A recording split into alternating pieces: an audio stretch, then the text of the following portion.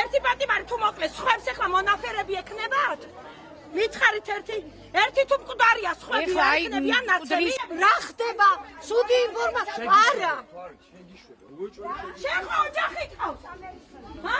შვილები არ ყავთ?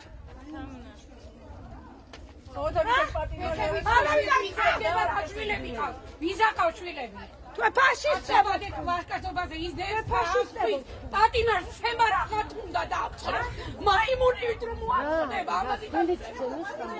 არა, არა ხო ერთი თუ მოკლეს, არა მოყვენი არ გინდა ჩვენება დაგარეკია.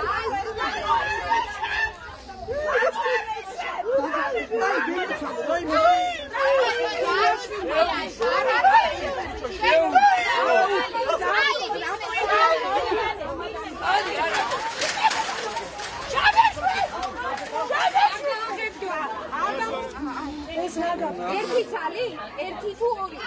შეუშვან ეს ქალი, დავდგეთ ხალხო და ეს ქალი მოითმე ღმერთო, ვისი შვილი წინდა იყო. როგორ მოვითმინო ღმერთო ისე. აგე საზოგადოების მუზეუმი.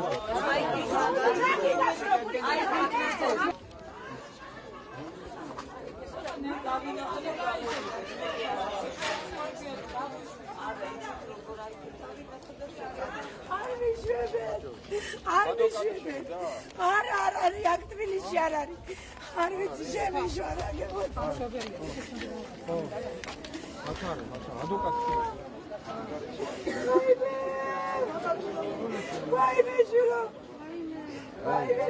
მე ვიტყოდი რომ ძალიან დაძაბული სიტუაცია აქა, ფეთქებაჩალ საშიში სიტუაციაა.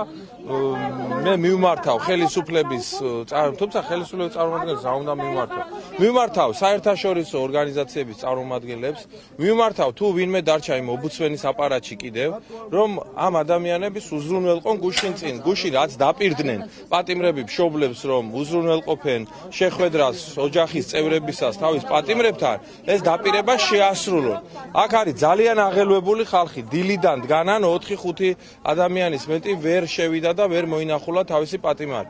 ამიტომ ეხლა ჩვენ გავაკეთებთ პეტიციას აქა და ეს პეტიცია იქნება გადაცემული საერთაშორისო უფლებათა დამცველი ორგანიზაციების მიმართ, რათა მოხდეს ამ ადამიანების უფლების დაცვა და გაიგონ ამ ადამიანებმა თავი როგორ მდგომარეობაში არიან მათი შვილები და მათი ოჯახის წევრები. მე ვფიქრობ, რომ ეხლა საზოგადოებრივი მონიტორინგი არის ყველაზე უფრო მნიშვნელოვანი, ვინაიდან საპატიმრო ადგილებში არის სერიოზული ეჭი, რომ არიან კიდე ნაცემი და გარდაცვლილი პატიმრები. ვრცელდება ეს ინფორმაციები დღეს მთელი დღეა და ამ ინფორმაციების გადამოწმება მე ვფიქრობ, რომ პირველ რიგში იმის ინტერესში უნდა შედიოდეს, ვისაც ქვეყანაში სტაბილიზაცია უნდა. ჩვენ სწორედ სტაბილიზაციის გამო ვაკეთებთ ყველაფერს იმას, რასაც ვაკეთებთ. დაახლოებით 3 საათიანი ლოდინის შემდეგ მოახერხე პატიმართან შეხვედრა და მასთან გასაუბრება.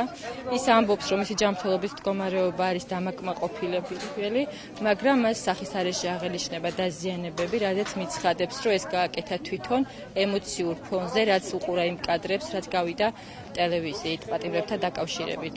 დანარჩენი პრობლემა არ აქვს მას არანაირი ადმინისტრაციასთან, ყოველ შემთხვევაში მე ასე მიცხადებს და მისი მდგომარეობა ამ ეტაპზე არის დამაკმაყოფილებელი. დედამისმა მოახერხა დაელაპარაკა თავის შვილს, იმას შემდეგ რაც მოვითხოვეს ციხის უფროსთან შეხვედრა, მოადგილე გვესაუბრა და მოახერხა ის, რომ პატიმარს დაარეკინა და დედამის ალაპარაკა. ეხლა ელოდება დედამისი პროცედურალურ საკითხებს და მოხდება მისი შესვლაც თავის შვილთან.